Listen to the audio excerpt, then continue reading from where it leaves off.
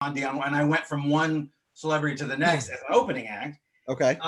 But all along I was working on the whole, mind power thing. And so I started to become a mentalist. I went away from magic. And then the more I got into self-help, self-development, I started combining the two, realizing so many motivational speakers just speak, this way, at least I could do something that was, a little original. Yeah. So I started doing that, and I've been doing that for years. And then Catherine Taylor and I, from Australia, she's a big success coach there.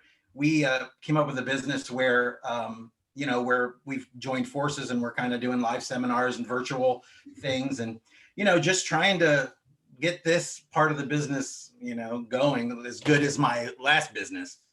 Okay. Good. And have you ever run across Lior Sushar or John Pullum? Yeah. Lior's a great friend of mine. We used to have him speak at our events here, and then he's ended up on Brain Games, which Jason Silva used to host, but another guy does. So the mentalist side of things is fascinating. Yeah, because it's a little, it gives you that a little bit of an edge, especially with certain audiences. It's one of those things where they're not sure, if it's real or not. And what's great is working with, mind power, it fits so perfectly in there, because you're, as far as they're concerned, you're showing them something that they, that they could do. Right.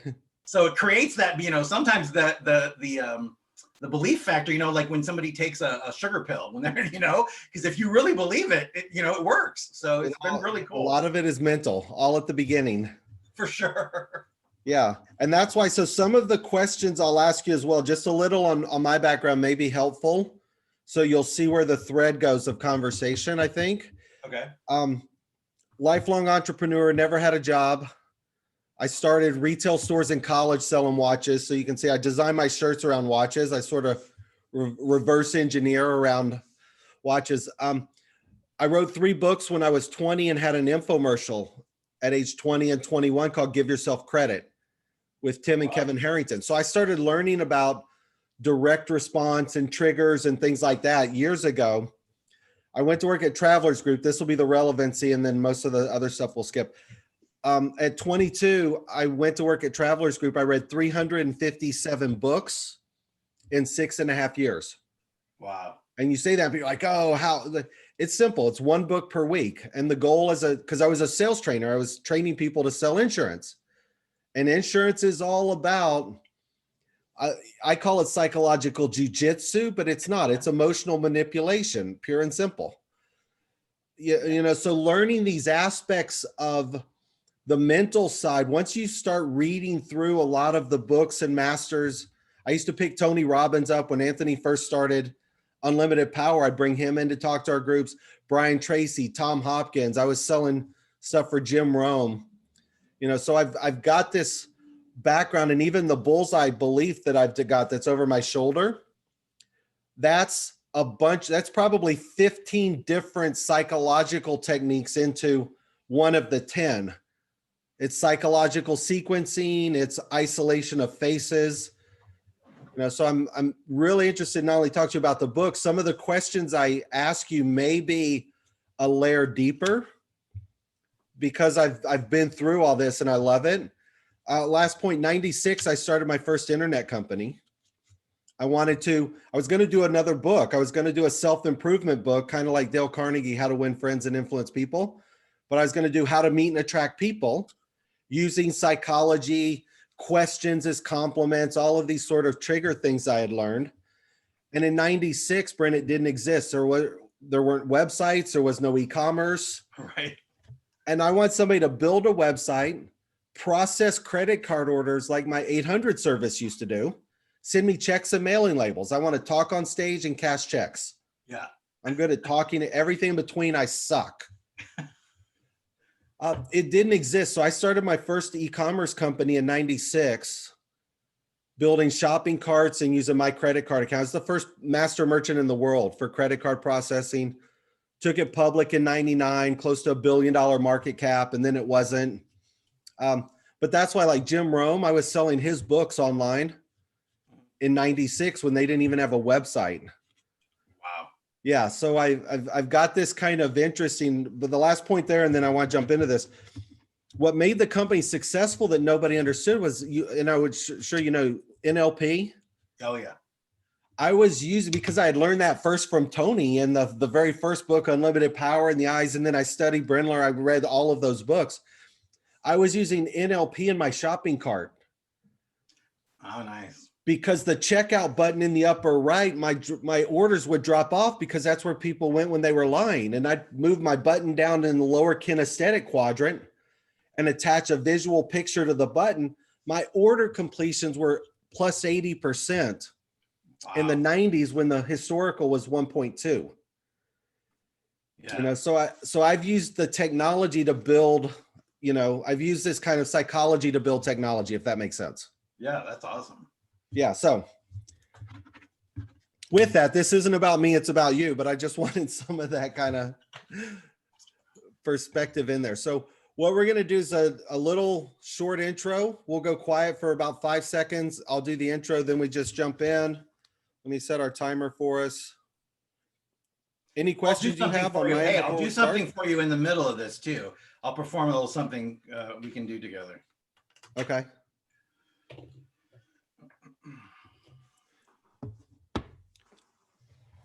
It'll be fun. Yeah, I've talked to Leor. I may try and get Leor on, but I'm always afraid every time I talk to him, some of the tricks he performs, he likes to do personal things with me. And so I'll mentally try and block him. He knows I'm blocking him. And then, so we've got this mental battle going on that's funny, but he's great. I love him. So, all right, you ready? Let's do it.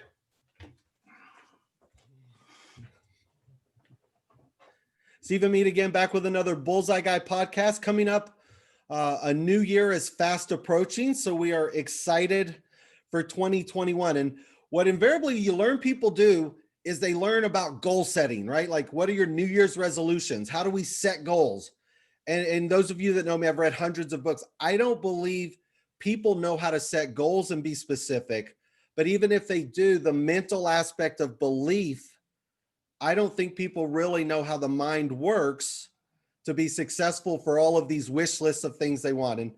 And with that, I'm super excited. We got Brent Webb here. Brent's got a book out, Mind Power. He's got some exciting stuff, former mentalist, which I learned.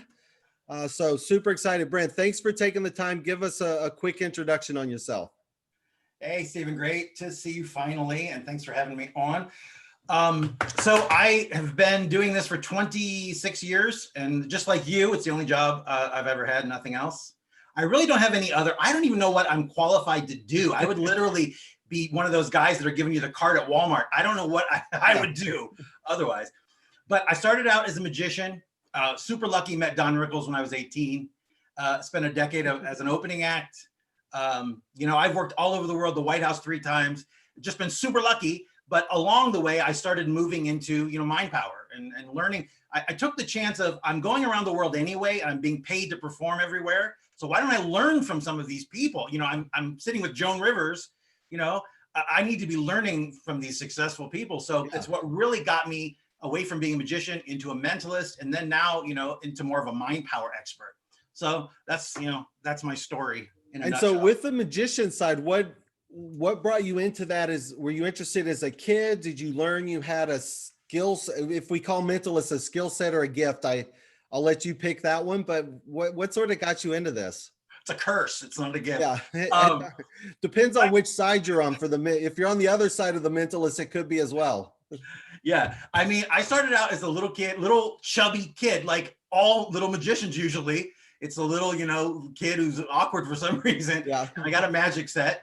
And it gives you, when you're 5, 6, 7 years old, it gives you a skill that other people don't have. So, it puts you in a different plane. And I just love that from the beginning.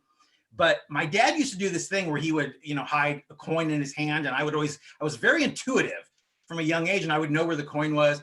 So I started moving into mind reading and, mentalism in my teens, but I didn't really become a mentalist until I was working in Vegas one time with Gladys Knight. And there was a mentalist coming the next week. She had to stay, and they asked me if I could stay, but I was doing a magic act, and they said, could you do, a mind reading act? And I, of course, for that, that money, of course I could. And I had always rehearsed and practiced, but it's one of those things very scary. When you're a mentalist, it's just you and the audience. It's not Right. you and a bunch of girls and smoke and fog and, lions. It's you. So that was very scary to get into that. But once I did, I mean, I sold everything immediately. I realized I could make more money, have more fun, and, I could travel easier. I wasn't carrying a semi full of equipment. Yeah. So once I made that move, I mean, everything has been, gravy since then until this year, coronavirus. Yeah. This year's not gravy. It's, we don't know the word yet, but hopefully we'll get out of it. So I want to talk to you a little bit about transition then, because this is interesting. As a mentalist, how much of it, again, do you think is a gift or intuition? How much of it do you think is a skill that can be learned? Well, as far if you were to take the word mentalist as a stage performer, a lot of people can learn that because you're learning it like a magician. Somebody's teaching you secrets. Now, if you're becoming a mentalist with eyes on psychology, and you're looking at body language and other things, then of course you have to have some intuition to start with, because it's much more difficult, going from zero. Yeah. So it used to be one of those things where I could meet someone and I would know immediately. First day of school, I would know everybody I was going to for that year. Who am I going to be friends with? Who am I not going to like? Who not to trust? Yeah. The problem is, after a week, it doesn't do me any good. It's once it's the reason in Vegas or anywhere I'm performing, I don't meet the audience. I never meet the audience before the show because I want to come out cold and I want to work with them. If I start interacting and talking to them and, getting any emotion involved into it, then it's over. Yeah. I lose any edge that I have. So I kind of, keep myself away from that sort of thing. It's funny because I moved around a lot growing up and I have, very few friends. I've got some, but I have one particular one, Tom Zenner, that I've interviewed. And I met Tom in Chicago 20 something years ago when the Bulls championships were going on in the 90s. And I met Tom and John Kelly, and they're both, they've gone on, done great things.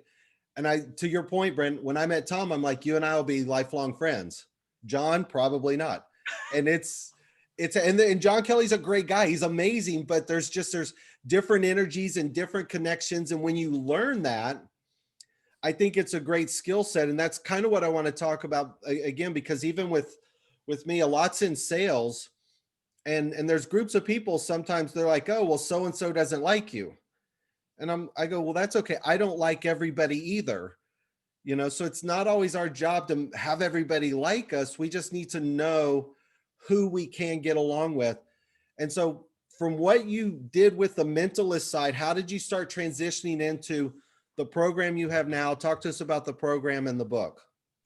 Well, like I said, I used to do a lot of corporate events. I mean, I still do, but as a mentalist, you start getting into people saying, do you do motivational speaking? Can you work with my employees? Do you do training? So I was able to take my skill set and develop, programs where I was performing, but I was teaching at the same time. So I used to call it's like stealth. You're stealthily going under the radar because what you're doing is you're delivering the message from the client, but you're delivering it in the middle of, what could be a show. Yeah. So you're hiding it sometimes. So where people may tune out a speaker, they never tune me out, and the client's always happy because the message gets across. So once I realized that, I mean, of course, the more you're doing to help people, the more money you're making. So, and as an entertainer, it's great. You're on stage. It's fantastic. You got 1,000 people, on their feet. But at the end of that, when it's over, the rush is over because you don't have anything substantial. You haven't helped anyone. I mean, you've amazed someone or, or told them the name of their first kiss, but you didn't do anything they're going to take and, tomorrow they're going to make their life somehow better. Yeah. So that was addictive. Once you started doing that, I started doing that. And then people were saying, oh my God, I've been doing this. And so I started putting together programs where it's maybe 10% of my act or my show. And the rest of it is motivation, mind power. Most people don't, it's like we were all born with this unbelievable supercomputer and they never give you a manual to tell you how to use it. So all your life, you've got this brain and your mind, and you don't know how it works. You don't know exactly. They say you need to learn how to focus, but nobody ever teaches you how to focus. Yeah. They don't tell you what does that mean to focus? So I really was intrigued with the idea of, just like Tony Robbins always says, some people achieve at a high level and some people achieve nothing at all. And what's the difference between, they have all the same, hours in the day. Right. So, so we started putting together programs. My partner is Catherine Taylor in Australia, big success coach, fantastic. I went through her program and I was so taken by it that we joined forces together. So that's what we're doing. We're putting out, books, our courses, we're doing a lot of live virtual seminars and things like that until we can go back into the, back on tour again. Perfect. So that's where we are. I'm going to transition us into something, Brent, but stay closer if you would, the microphone. Okay. Because the audio is great when you're up front. Yeah. Earlier you mentioned something, and again, I have all of these sayings because I've got a background in sales and psychology, and what you said at the beginning of that, part of the segment, I call that psychological jiu-jitsu. It's where people don't really know, they think you're coming at them and then you kind of duck out of the way, but you have a goal. Then the other thing I talk about, again, this is where I want to get to, is I preface it when I do a lot of public speaking. I tell people, right, because if you have an objection, you brag about it, then it's no longer an objection. I tell people up front, there's 3 types of speakers. And a lot of times on stage, I'm up against the other 2 and people love the other 2, but they don't understand the third. I said, there's aspirational speakers. They're going to get up and tell you all of these great things and how great you can be. And there's inspirational speakers. Look at my story. Look how incredible. Look at all the great things I've done. And then there's educational. And the educational ones may not get you excited when you're watching them, but if they give you the tools when you leave, that the educational ones are the ones who make a difference, and not everybody's educational. And so that's where I think with kind of your program, talk to us if you would about the book that's out, sort of these steps and things you've learned. Start giving us some practical tips that are things that you've learned along the way that you can share with people. Sure. The number one thing, and this, it's mindset. Until you have the right mindset, you can't do anything. And the problem is everyone is always looking for something out there to make it better in here.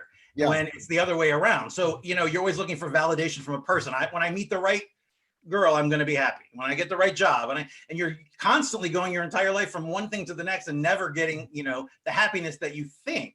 So the first thing that I always have taught is just the power of mindset and what you've got to do to get in the right frame of mind. Yeah.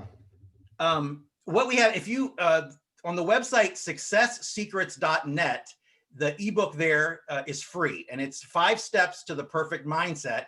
And I give all 5 of the tips, just of things you can do, little hacks, things that you can make changes and make lasting change. Everyone wants to change, but everyone wants a pill or something that does it for them. Like weight loss. Obviously, it doesn't happen. You have to put in some effort, and that's where people are selling. I don't get people all in, psyched up into some state where, I do my thing, connect with them, show them strategies they can use, they can implement in their everyday life. Because a lot of people go to these seminars and, they get so, Tony Robbins is amazing, but you're so psyched up when you're there and the next day or 3 days or whatever, but, you can't keep up that pace normally. It's hard to stay in that state. So just trying to teach people how they can use these things in their everyday life, to make change. Yeah. And on our website, taylorwebb.org, it's also freelifetools.com. There on the store there, the book you're talking about is called Secrets of Mind Power. Because what I did was I took my entire career and I went back and I worked with so many famous people. Presidents, prime ministers, celebrities, and Cleveland Browns, all these sports teams and stuff. So that, learning from those people and taking their success stories, that's another thing that I kind of mix in is that's the inspirational stories like you're talking about. Some of these people I've met, I met once. I did a month at a monastery one summer about 10 years ago. And these monks, all they did was chant in Tibet. They chanted 12 hours a day. But I'm going to tell you one thing. This guy freaked me out. He shows up. Whoever the master, whatever, shows up, and they're telling him what I do and everything. And he says, think of any word in the English language. And I'm thinking of it. And he goes, lumberjack. And this is what I do for a living, right? Yeah. And he goes, mind reading all of these things you all think are impossible are not when you realize we're all connected to this energy, this energy field. So he was doing things for real that at the time I was doing, with tricks. Yeah. So that was such a huge thing for me, that my God, there's something to all this, Interesting. That's why I said the conversation with you and I is fascinating, because it's like all these little points. I'm like, boom, boom, boom. People come to me and they go, oh, well, you've read so many books. What books should I read? And I've done a podcast, my top 10. I say, you have to read the 10 books I'm going to suggest in order. Right. And you have to stack. And the first book I tell everybody to read is What to Say When You Talk to Yourself. Because if you can't reprogram your own thoughts, everything else is irrelevant, because you'll sabotage your self-doubt. So if you can't reprogram your brain at the beginning, everything else is a waste of time. Yeah. And talk about synchronicity. I did a video yesterday, and the video is called The Power of Self-Talk. Yeah. And that's what it is, because it's true. People don't realize, I have an aunt who is the most negative person you will ever meet in your life. This is a woman who can go through a car wash and somehow her window comes down and fills the car with soap. Who does that happen to, right? Yeah. Somebody but everything is, I hate my life. It's just my luck. And guess what? She's right. Everything, she's right, because she's doing it to herself. She's definitely sabotaging herself. Yeah. The first aspect of what to say when you talk to yourself has to be done, because otherwise, and so these 5 tools, again, my 10 steps, I've got a 10-step belief system. And step 1, I don't want to call it begin with the end in mind. That's Tony Robbins, but that step 1 for me is sort of designing your destiny, which is teaching people how to figure out what it is they even want. And I saw some of your stuff and tools and things like that, so for somebody that's starting this journey, right? Even Deepak Chopra, where are you? A seeker, a seer? What are some tips you can give somebody at the beginning that says, here's what you can do to think differently. Here's what you can do to be specific. Here's what you can do to start training your mind. Well, it's funny. One of my friends is Gavin McLeod from the Love Boat, right? The captain of the Love Boat. Yeah. He got me on my first cruise ship years ago, but it was so great. He said, life is like a cruise ship.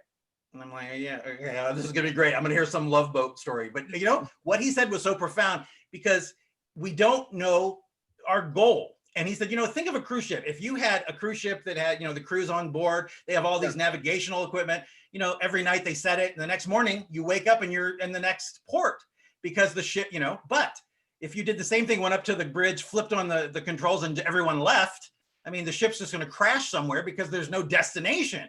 There's no goal. Most people don't know where they're going. They don't, all they have are dreams. They all want to do The Secret. They all want to sit on their sofa, wish for a Ferrari, have it show up in the driveway with no, nothing else. It's just not how it works, Right. So the first thing I would say is, with mindset, is to figure out what you want. What do you want? What is your, what is the thing in life that makes you passionate, that makes you smile, that you would do for free? Yeah. And let's talk about doing that. People are slaves to a system where they're working for 40 years, 30 years, whatever. And then they retire, and it's miserable. They don't realize there's something else there. People don't see that. It's that's why I said I love these conversations, Brent, because again, I've done so much of this. It's good to see my first step of my 10. The very first step of step 1 is I make them define financial independence, pick a number, ask what they would do if they had more money. So then it becomes less selfless. I say, now, if money's no longer an object, what do you want your life to be like? And that was sort of the key word you said, as if it was for what are you passionate about if money was not a determinant?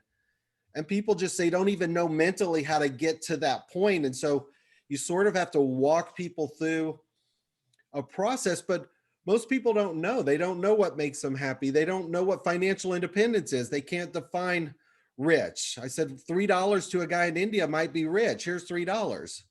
Yeah. So within what you're doing, if somebody can learn how to be specific and set things in their mind, what are some of the actions they can take after that? Again, these are all my stories. It's like the guy who wants to win the lottery ticket. God, please. One day the voice booms down, hey, buddy, do me a favor, at least buy a ticket. Yeah. You can't sit and wish for a Ferrari. I tell people, the universe gives you exactly what you ask for.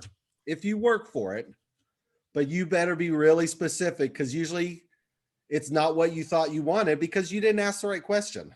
I love that you and I are on the same page exactly. Yeah. This is exactly, I mean, everything you're talking about is exactly what I teach too. Because, you know, another thing is people are in such a mindset of lack. They think, you know, there's not enough for everybody. You know, there are some people, money's bad. You know, that family passes that down like cancer. Yeah, you have to shift that mentality of what you would do for others to change the energy. Yeah, they just don't get it. And Yeah. so when you're coming, it's like Robert Kiyosaki says, you know, there are people, rich people buy, they invest, and people that just get money, they buy assets. So, you know, somebody gets $1 million, they go out and buy a Ferrari. You know, they buy something that's going to cost them money. They don't know, they just don't understand how it works. Yeah. So goal is the first thing, very important. And then of course, figuring out if your mindset is a mindset of lack or of abundance, you know, and what is important to you, because abundance doesn't just mean money, obviously. Like, you know, it means, you know, abundance of love, an abundance of fulfillment, an abundance of passion. It doesn't have to just be, and it's not going to be the same for everybody. You know, there's no cookie cutter. People think like you read a book, you do a course, and, you know, it's not a machine where everybody falls out the end exactly the same. Right. You know, it's like what you were saying about reading books too. And you have to read them in a certain order and that sort of thing. You go back and read a book again, and something you read already now hits you like a lightning bolt out of the blue, you know, because now you understand it better than you did the first time you saw it, you know? Well, I use that one in the 2 books I use, and I'm sure again you'll laugh at mine. I either use The Secret, which to me I describe as like Chinese food. I love Michael and that team, but you read it once and you're like, I'm hungry again. There's something that's not there. Or my favorite is Think and Grow Rich. Oh, of course. You know, oh, I read Think and Grow Rich. I'm like, great. What's it mean? Oh, if you think, I'm like, think what? Oh, no, chapter 1, verse 1, line 1, mentions made in every chapter of The Secret. You have to dissect what's there. And people are like, I've read it 5 times. I know what it is. You probably do too. So I've gone and read that book. Even I've read Think and Grow Rich 7 times. I still didn't figure it out. There's probably 200 books behind that you had to put all these things together. Yeah. You know, but if you start accelerating skill sets, you know, which is why, again, with your program, that's why I'd love for people to know and do it. Because I don't do consulting. I don't sell a program. I don't teach it, but I love what you're doing because it's important for people to learn these skills. And if they do the work, they will get better. For sure. It's like anything, if you put the work in, you're going to get the results out. I mean, cause and effect here, like anything. And why not spend some time with yourself? That's the other thing. We're in such a, you know, they say our attention span is what, 7 seconds? It used to be 7 minutes or something. We're goldfish. Oh man, we are in such a bad state of affairs where everybody, you know, I've been to concerts where the audience is all filming the show on their phone. It's like you're at a concert and you're filming it, so you're looking at it exactly like you'd be if you were home looking at this video, you know? You go to different ones than I do. I must go to the younger demographic because they're filming themselves watching the concert. So they're turned away and they're filming themselves. Like what, you know? That's the thing. Everyone is, you know, a star now. Everyone is a YouTube star, an Instagram star. It's, you know, it's just not like it used to be. It's great. You embrace change, but man, it's moving fast. I mean, everything's going so fast. Yeah. Somebody asked me, I was on a United Nations thing yesterday with a great guy named Kwasi Asar, and they were talking about social media. And my phrase on social media, it's like the internet. Greatest strength is your greatest weakness. The greatest strength is everybody has an opinion. The weakness is opinions are like assholes. Everybody has one, and that's where the crap comes from. So all of a sudden, everybody has a voice, but a voice doesn't make you an expert. And they're not equal. The voices are not equal. A guy sitting in his basement in Nebraska is not equal to a doctor, or it's just, but everyone thinks what they think they're keyboard warriors. It's like, you know, I'm saved by this, you know, mask of the internet. So you can say, you would never say that to somebody, things to somebody in person that you say online. Right. It's just crazy. Yeah. It's changed our world drastically. So within the program now, are you doing more? Because the book is online. There's some that's free. Then I see you also have another program that people can buy. It looks like it has a lot more information and steps. And then there's probably, hopefully we'll come back, a corporate speaking F2P, you know, face to face, F2F side. Oh yeah, we're gonna do some work together. I'm predicting it already. I'm a mentalist, right? Of course. Yeah, that's why I said there's a lot of crossover stuff. But with the free book, which is super cool, there's also the paid program I saw, which probably gives people a lot more skill sets. And again, I have so many sayings. Experience is the best teacher. It's also the slowest. I'd rather buy a program and learn from somebody else's successes or mistakes so I don't make the same ones. And that's why I love programs like yours. So within the program side, what are some of the things that are there that somebody might get outside of the free book? And then on the corporate side, what do you do differently for corporate? Well, the course is structured in such a way that it takes you, if you know nothing about anything to do with mind power, what you want in life, it takes you from the very neophyte stage at the beginning through 8 modules of, increasingly, just learning about life force energy and how the mind works, what it means to focus, how we're all energy. And it really, each module builds on the last, but it takes you through, you can do it at your own pace, but then there's 8 videos, a bunch of freebies. But if you go to successsecrets.net, the free ebook is there. On the next page is the course. So you can take a look at it, guys, and you read it for yourself. There's a ton of stuff there, videos that I've done, you can see. But everything in that course, I'm not one of those people who, writes a course at my desk that I've never tried or just a bunch of bullshit. Everything in there, and I've never had any other course. This is my 27th year. I'm not putting out a course every 6 months. This is everything. This is what I've been working on. I worked with, like I said, presidents, and I would say, the president, I worked for President Bush, President Obama, and I got that little bit of time, every one of the successful people I've ever worked with used mind power. They knew something about it. They knew how to focus it, direct it on their goals. And that's where the success comes from.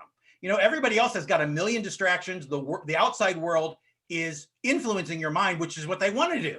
Right. They've got you upset over crap that you should care less about. And the big stuff is flying by you. So you're being controlled 24/7 by the outside world, and it's controlling your emotions. So learning that, I was thinking today driving, just the fact that I know when my mind is going into autopilot is the biggest gift ever, because I can stop. Some people start looping and they spend a week, 2 weeks, a year, the rest of their life. My mom, hit me when I was 10 years old, and now you're 50, your mom's long dead, and you're still fighting your mother. They drag it through their whole life. So knowing that you can let this shit go, you don't have to carry this crap, and you can start, we give everyone else a second chance. Everyone, you give your friends hurt you, your loved ones hurt you, but we never give ourselves one. And we're so hard on ourselves. Because what's happening, you're looking at reality and you're looking at it through the lens of your past. And that's the problem, because none of us are seeing reality the same, because I'm seeing it through all the things that happened to me. So learning that, to differentiate it, decompartmentalize everything, and kind of start from scratch. It's like rebooting your your brain, your mind, and starting again with a blank operating system. Getting rid of some of that crap. I don't know what we'll ever do together, Brent, but if we do, it'll be fun, because I just keep taking notes, and these are all my little phrases. So if you want them, you can have them. Sometime give me credit to this crazy guy you talked to on podcast. I have these sort of sayings, right? And one, I've got 9 or 10 of them. One of them is 99% of the things you worry about never happen. So why worry? And that 1%'s probably going to happen and be out of your control. So all I can control are my actions and my attitude. People are like, oh, what do you think about COVID? I'm like, I don't know. I can't control what's going to happen. I can control my actions and attitude and what I do. But my second one, which I wrote down, which I've used for years, you can have this one. There's no future in the past.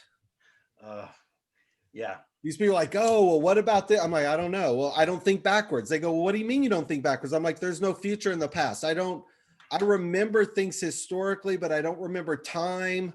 Like I fall forward, so it's this forward. And then the compartmentalization one I think is fascinating. We won't spend much time on this, but I think you'll appreciate people like, oh, well, do you meditate? I'm like, all the time. Well, how? I said, I have a compartment. So to me, I've learned how to look at my brain like compartmentalized rooms. If I have a company Moneta Pro, there's a certain lexicon and language and terminology that I need to open that's different than, so I have a room in my head that's constantly meditating. I know the color, I know the energy. I don't need to sit for 15, like I access it anytime I want, because you can compartmentalize your brain, and it's fascinating, to learn how to do that. So within this, what are some of the things, if somebody were to look at Brent and his program, what's the takeaway you want somebody to have? What can we, for the people who really want to learn and put time and effort in? I'm not about just, things are free and easy, and you should pay for programs that people put time and effort into, which is why I love yours. What's some of the takeaways that you would want somebody to look at your program and go, here's what I want them to get out of it? Well, it's great, because one of the modules I'm talking about exactly what you just said. And it's, we live 40% of the time, our time, we're living in the past, and 40% of the time we're in the future. And the problem is the past is over. You can't change it. The future is never going to happen the way you think. You're driving down the road. You're arguing in your mind. You're thinking about an argument you're going to have with your spouse. You're doing both sides of the fight. You're doing all this shit. It's never going to happen the way you think. So the only time you're in the present is 20%. And that's the only time magic can happen, because you can't do anything that's going to give you any lasting change in the past or in the future. And that's where most people spend their time, in one of those two places. So it's learning the fact that, first of all, anybody can do this. It doesn't matter if you are, a bum on the street, a multi-billionaire. These are things that work for everyone. Because it's not pie in the sky. You should try this. I heard somebody did this. This is, I did all these things. I learned this from, and I list the people, and I talk about, my journey. Because I mean, just like you, we made mistakes along the way in 27 years. You're not getting those mistakes in this course. You're getting everything that worked. I did all the other crap. I did all of the, the law of attraction, and I believe in that tremendously. But, the secret is a marketing genius. I mean, that whole concept is a genius bit of marketing. Like, it's hidden. It's a secret. That's the greatest. I mean, it's just genius. I wish I would have thought of that myself, but there's something to all that. You're attracting to you, not just what you're thinking, but what you are as a person, and I meditate every day too. And the other thing is, I give free with the course my book on meditation, because I think that's a great way to start. Oh, wow. People say, very cool. Yeah, what do I do? If it takes 5 minutes a day, start meditating, connect with yourself. Yeah. And again, it's not that I put it to the detriment. I just learned how to run that program in my mind at any point to keep me calm and keep me focused. You said something interesting. I keep going back to bring us forward, and I love this. Again, Jose Silva, the mind control method I read years ago. It was fascinating when you were talking about fighting with yourself and how you think the argument's going to go. There's actually ways to project how you want it to go. How much of the mental side do you think? And again, there's a difference between destiny.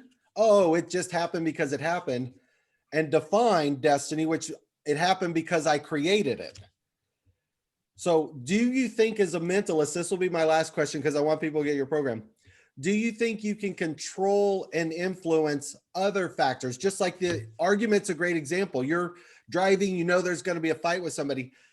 Do you have that fight in your mind, or do you create the sequence and scenarios and outcomes you want and try and influence the outcome when you get there? I think you do. And I mean, that's what I do. I mean, I know it. I see it from my personal life. Now, that's not something you can teach so much, and something you can promise somebody, but I can guarantee if somebody's now, like you're talking about, meditation in your mind and everything, that's because you've done it for so long. And same thing. I don't need to have vision boards anymore, because I can do that in my mind. Yeah. So, it's like Oprah says, I can manifest day and night, so I don't need all that stuff. But somebody beginning does. You need the tools of visualization, affirmations. But absolutely, you are influencing everything around you. I mean, we're all connected in a web of energy in the universe. So it's impossible for one thing to move, and not like a web. You touch part of it and it vibrates across the entire thing. Yeah. So things that you're doing, you think, it's not affecting anyone, and it certainly is. So, we could change the world if everybody would just get themselves together. That's what I tell people in the argument scenario is, how do you know? Well, even if it changed your own energy, if it changed your perspective going in, if you're going in with a positive outcome, your energy alone may influence that outcome when you're there. It's just that base level of thinking that people don't understand. And that's, again, we could probably do this for hours, Brent. I have a feeling we may end up doing it another time. But let me ask you a question. Let me ask you a question real quick. Yeah. I want to do something with you. I'll give you a little demonstration Okay. of something you can do. Oh yeah, you were going to do something. Here we go. Yeah. I want you to do me a favor. In your mind, I want you to go back to your childhood, and I want you to go back to a birthday party anywhere between, say, 3 to 10 years old, one of your birthday parties, and just tell me when you can visualize that in your mind. So this is, and again, Lior's a friend of ours. We've done these things. This is a struggle for me. I don't remember birthday parties. I don't remember things from my childhood either, because I've blocked it out. And I've joked with my mom about, hey, did I really have birthday parties? Oh, you were an astronaut, you were a pilot, you were a cowboy. Like, give me pictures, give me some visual recall, because I don't remember. The first birthday party I remember I have in my mind, but it's not that age frame. I'll give you that as a tip. It's not 3 to 10 because I don't remember anything that young. Okay, then here's what I want you to do. I just want you to think of a friend, not your best friend, but a friend, a school friend or something. Can you think of one person that you haven't thought of in years that you can visualize in your mind? At that age? No, say 2 to 15. Can you think of one between there? See, look around the classroom. You got somebody you went to school with. So yeah, silence is deadly on things like this. I would have to search. I've programmed my mind so much that I don't have memories. I have some memories from 7th and 8th grade. Okay, so just think of How about somebody. this? I've got one. I want you to think of someone you've not thought of. I've got one in my mind that's not a classmate. It's not somebody my age, but it's in that range of time. Can you see their face in your mind? Yeah. Okay. I want you to imagine you've got a neon sign inside your head in one of your compartments. Okay. Yeah. And I want you to see this person's first name in red neon in your head. Okay. And tell me when you can see that. Even, you know what that sound neon makes when it's lit up, that vibrating? I know the buzz. I'm giving you the buzz. I'm not trying to trick you like I do with Lior. I'm trying to give it to you. What is this person's first name? Say it out loud.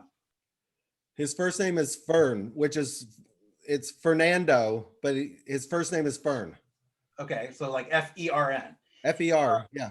Erase the blackboard inside your head. Okay. And I want you to do one more thing. You've been all over the world like me, right? Think of any place in the world that you've been that you can attach any kind of memory to, good or bad, and tell me when you have it. Got it.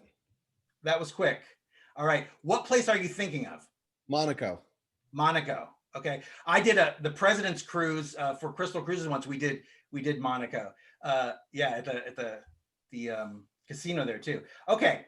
So do me a favor, erase again the blackboard inside your head. Okay. Good. So how long has it been since you saw Fern? 8th grade, probably. 8th grade, 9th grade, somewhere in there. Do you remember do you remember, because your memory is so, how you've got it trained so well. Do you remember what his voice sounds like? Not particularly. I know what he looks like. I can see him, visualize him in my mind. I can't really remember his voice. Okay. How long ago were you in Monaco? I don't think backwards time-wise. I know it would have been before March, pre-COVID, probably a year and a half ago, maybe 2 years ago. Now, we didn't talk. We came right onto this thing. We started recording. You and I didn't talk, and because a lot of people, mentalists, other people think they're using influence, and these are things I couldn't influence you to say. Obviously, these are your thoughts. Okay. Now, have you noticed this thing I've been wearing? I did. I thought you were just, a clip with a notepad on it in case you had to look down or drool or write on. I wasn't sure. It's an envelope. I'm going to show you that. Inside, there is a piece of paper. Okay. I'm going to bring this really close so you can see it. And I wanted to leave the screen, but I want you to look. You are amazing. I love you guys. You guys are crazy. Freak us out. That's Brent, this stuff is so cool. Like I said, I hadn't met you. I'm so appreciative. Lior is a friend of ours too, and I watch him on Brain Games, and you guys are just amazing in how you do that. I don't know how it works. Maybe one day I'll learn, but I'll teach you. We'll do yeah, it. I appreciate it. So great stuff. Thank you so much. Make it a great 2021, and we'll push everybody to the website. Sounds great. Thanks, Stephen. Great meeting you. Cool. So I'll close the recording out on this and edit down, but I don't know how you guys do that stuff. That's because and I'm a difficult one because my mind in the back, I don't go backwards on a lot of stuff, especially childhood. I fought with my mom. You know, I'm like, I didn't have birthdays. Yeah, you did. I'm like, give me pictures, give me some visual recall because I've taken it out of my mind. I have the same, you would think as a mentalist too, but I have exactly the same thing going on because I have maybe 12, 13 memories from between 2 and 14 years old. Yeah. I just don't have a lot. I don't remember Christmases. I don't, people will say things and I'll know I was there, but I don't have those, heartwarming memories that a lot of people have. It's like you have a shot glass sized brain and, to keep adding knowledge, something's got to spill out. Right.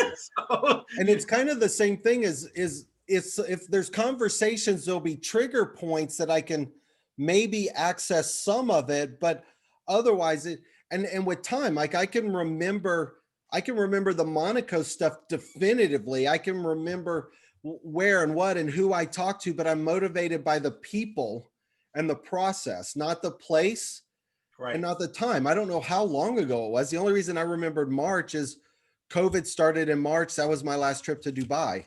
So time-wise, I have no historical. But I have something. All right, so let's have a quick conversation before we go. What is, in your mind, what's the secret to the secret, and how does the law of attraction work? Well, when you said about, I always follow Neville Goddard's Living in the End, which is exactly what it is. You have got to be in the state that you would be in if you had what you want. The problem is you don't want it. I mean, you're wanting something is do you futile. Know what that's called? Wishing?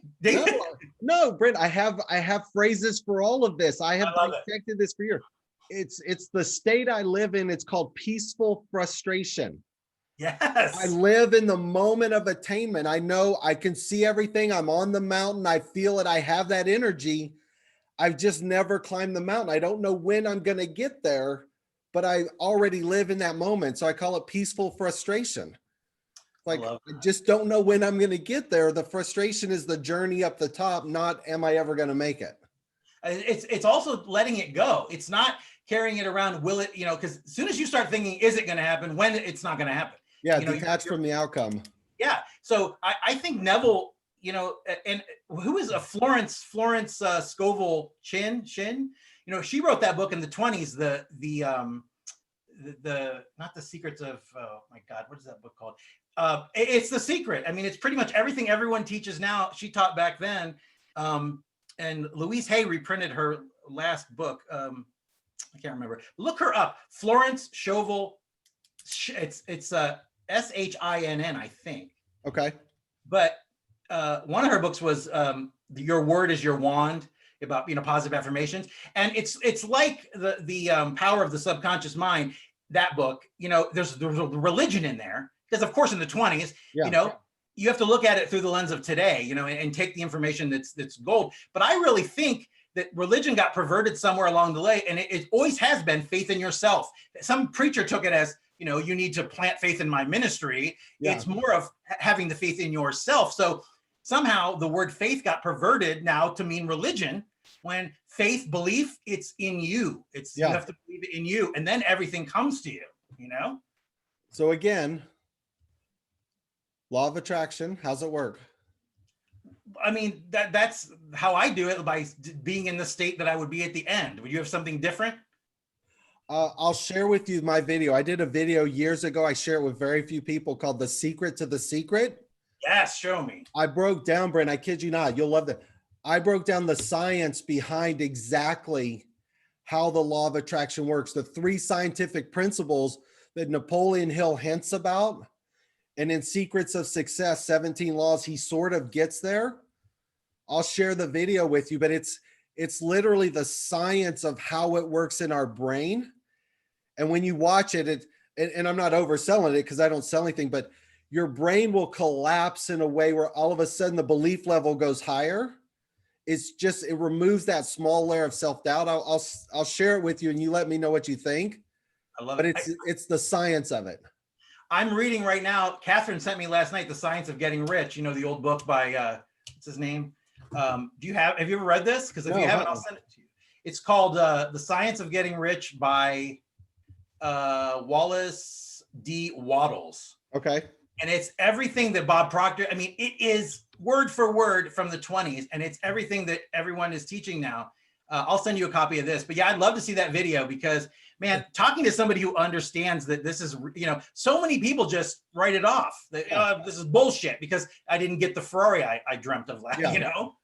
Well, and I tell people, you know, because I do this a lot with friends of mine, that Ferrari wasn't really the end goal. So that Ferrari was the turn on the mountain when you're hiking. Like that Ferrari wasn't the end goal of the destination. You just thought it was. So that's just a step along the way.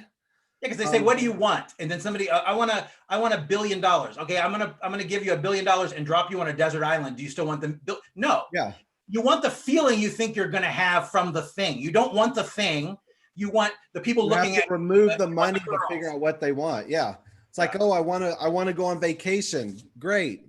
You're you're in Iraq. I want to go somewhere warm. You're on a desert in Iraq. No, that's not what that's what you said. You want to be on a desert. You want to be on an island. Like here, you're on an island with nothing there. No food.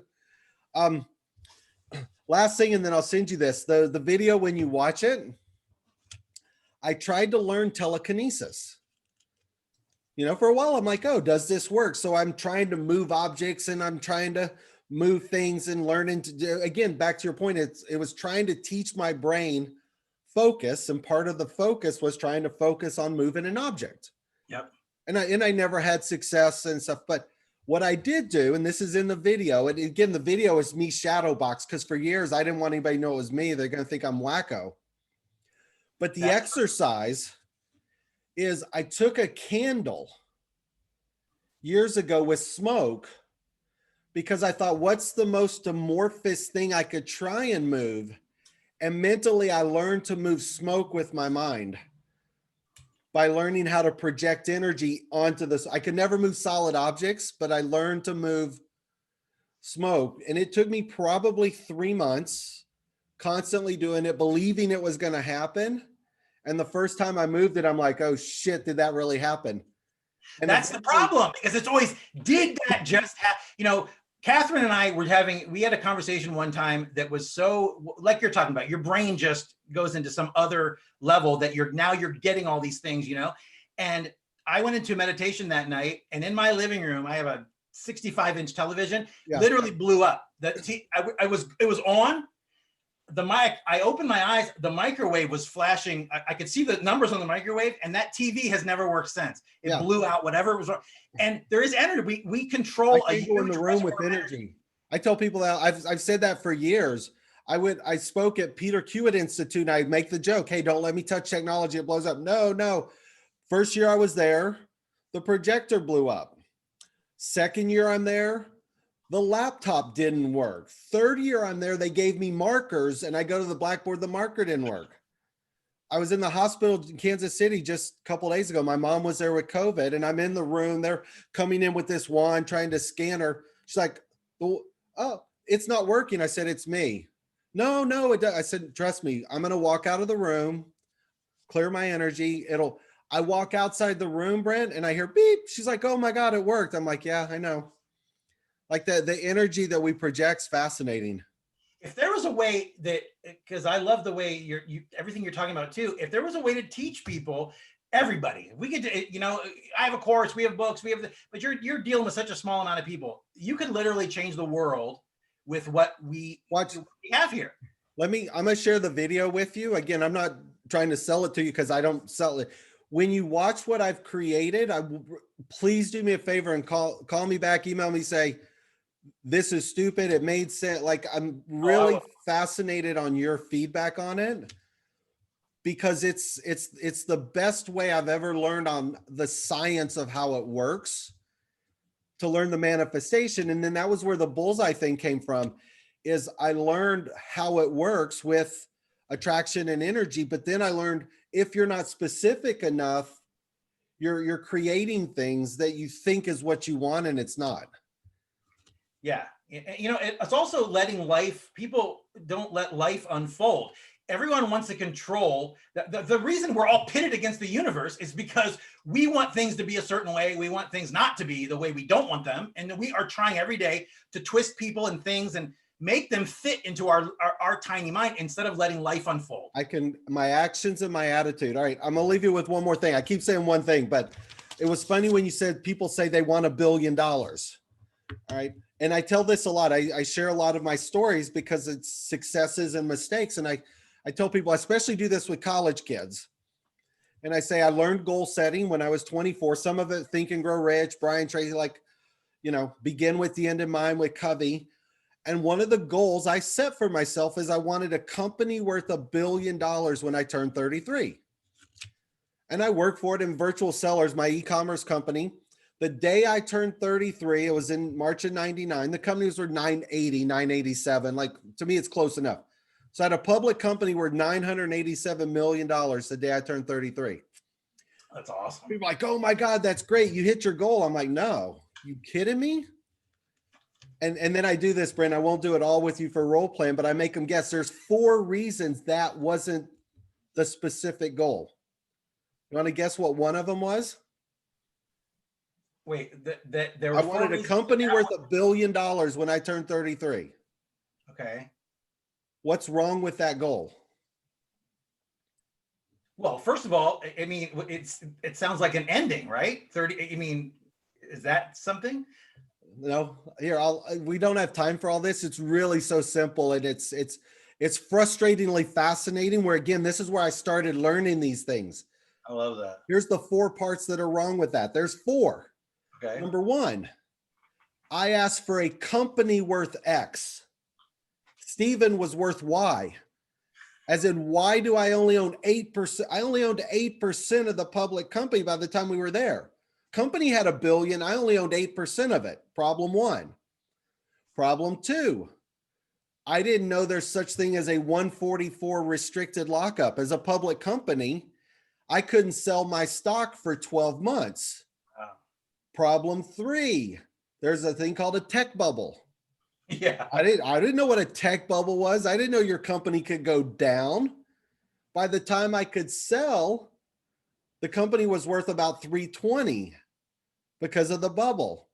And 4, I had a thing called a leak out provision. As an executive, I couldn't sell more than a certain percentage of my stock.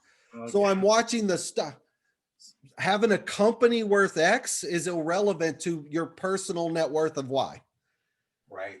So when I talk about my step 1 of getting people to be very specific on a financial aspect of what's financially independent to you, what is the number for you?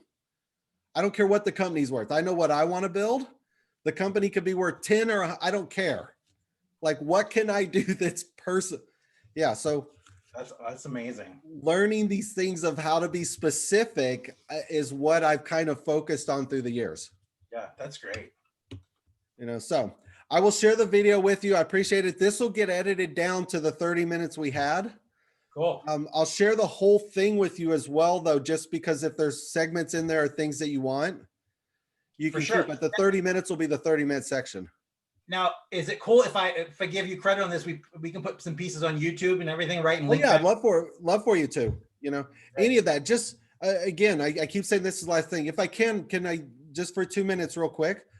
The primary thing I do, what I actually do is I create technology companies. So they're my ideas. I figure out what I want them to look like. I bring advisors in to tell me why it won't work. So I beat up all of it. But the current company I have is called Moneta Pro. And it's something, Brent, I tried to do in 2000. I tried to create a global currency, kind of an electronic currency in 2000, and nobody understood it. Fast forward, Bitcoin, blockchain, everybody's out in this world where they don't fully understand it, but I built companies there. So I have a marketplace called Moneta Pro. It's an enterprise platform. It's for big companies that do corporate barter. Just like little guys might do barter where, you might trade out your services for something.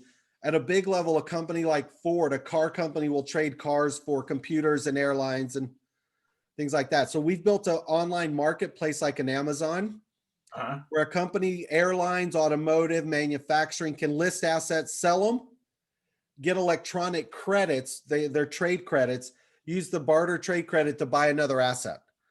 So I built an enterprise level global marketplace. We won 8 contests around the world in blockchain. I do public speaking. So a lot of the big events I get to do are mostly around fintech and blockchain and technology. That's awesome. What's the website? That one's Moneta Pro, MONETA PRO, monetapro.io.